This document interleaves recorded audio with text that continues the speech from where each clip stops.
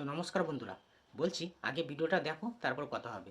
আমার ছেলের বাবা পা ধরতে গেছে, এই না কখন দিলো চলে যা।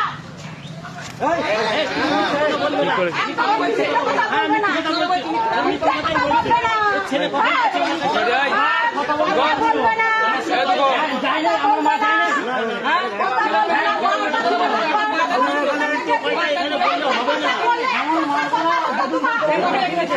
আমি কেন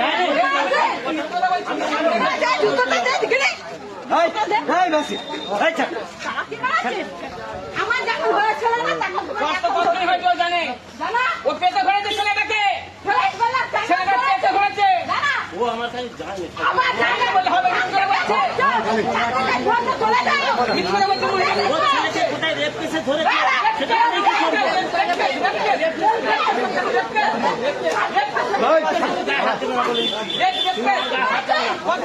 কোথায় কে ধরেছে?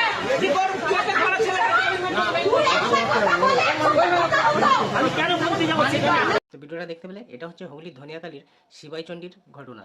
উনি হচ্ছেন ধনিয়াখালী বিধানসভার অসীমা পাত্র এমএলএর একজন ঘনিষ্ঠ ব্যক্তি। ওনার নাম হচ্ছে মানিক পাত্র, ঠিক আছে, অসীমা পাত্রর ঘনিষ্ঠ। তো উনি ওই শিবাইচণ্ডী বাজারে তোলাবাজি করতো।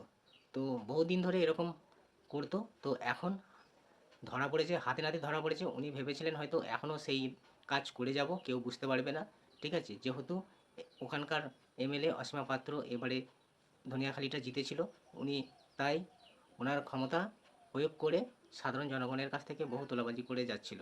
তো আজ ধরা খেয়েছে। তো উনি ধরা খাওয়ার পর ওনাকে আজ পুলিশের হাতে তুলে দেওয়া হলো। তো শুধু জনরোষ আর জনরোষ, চারিদিকে শুধু জনরোষ চলছে।